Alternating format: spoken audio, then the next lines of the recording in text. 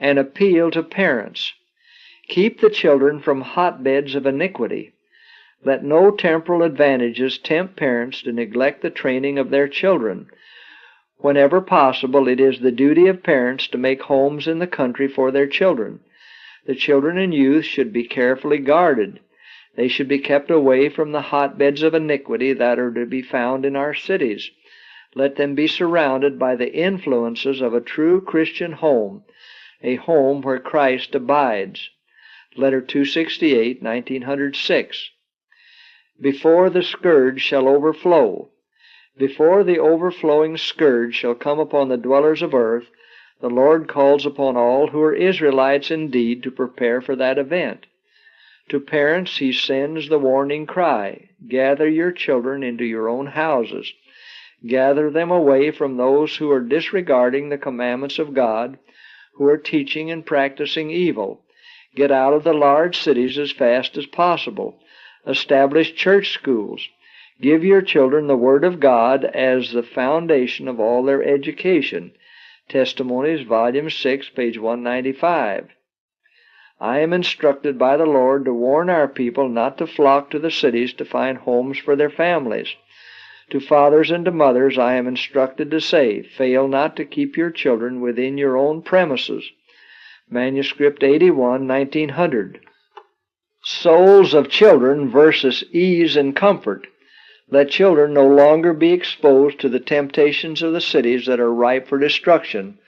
The Lord has sent us warning counsel to get out of the cities. Then let us make no more investments in the cities.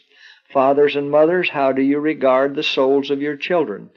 Are you preparing the members of your family for translation into the heavenly courts?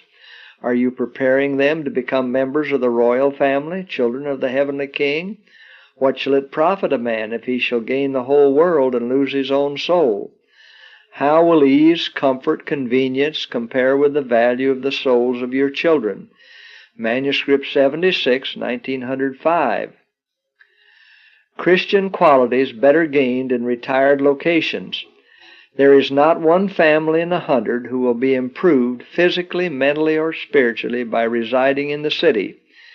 Faith, hope, love, happiness can far better be gained in retired places where there are fields and hills and trees.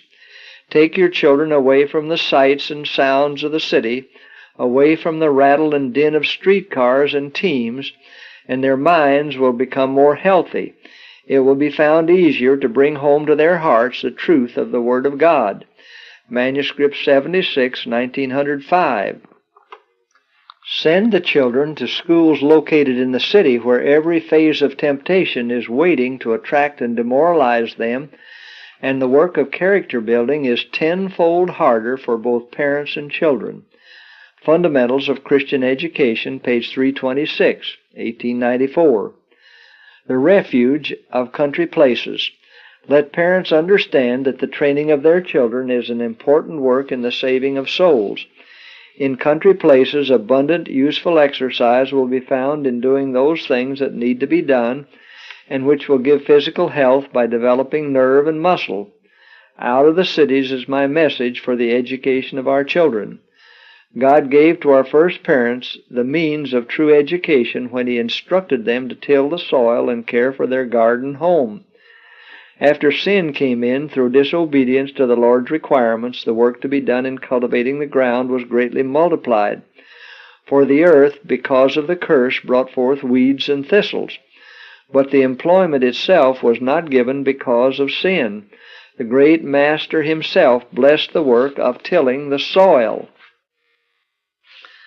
As in the days of Noah, it is Satan's purpose to attract men and women to the cities, and to gain his object he invents every kind of novelty and amusement, every kind of excitement, and the cities of the earth today are becoming as were the cities before the flood. We should carry a continual burden as we see the fulfillment of the words of Christ. As the days of Noah were, so shall also the coming of the Son of Man be. Matthew 24:37. In the days before the flood, every kind of amusement was invented to lead men and women to forgetfulness and sin. Today, in 1908, Satan is working with intensity that the same conditions of evil shall prevail, and the earth is becoming corrupt. Religious liberty will be little respected by professing Christians, for many of them have no understanding of spiritual things. We cannot fail to see that the end of the world is soon to come. Satan is working upon the minds of men and women, and many seem filled with a desire for amusement and excitement. As it was in the days of Noah, every kind of evil is on the increase.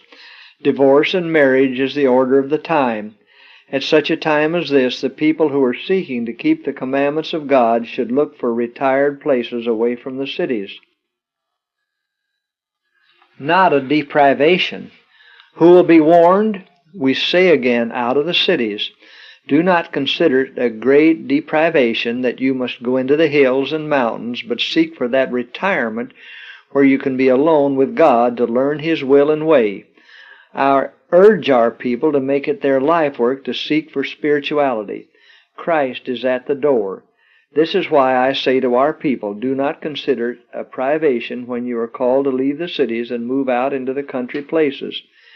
Here there await rich blessings for those who will grasp them. By beholding the scenes of nature, the works of the Creator, by studying God's handiwork, imperceptibly you will be changed into the same image. Manuscript 85, 1908. To secure life's best results. An expensive dwelling, elaborate furnishings, display, luxury, and ease do not furnish the conditions essential to a happy, useful life. Jesus came to this earth to accomplish the greatest work ever accomplished among men. He came as God's ambassador to show us how to live so as to secure life's best results. What were the conditions chosen by the Infinite Father for His Son? A secluded home in the Galilean hills, a household sustained by honest, self-respecting labor, a life of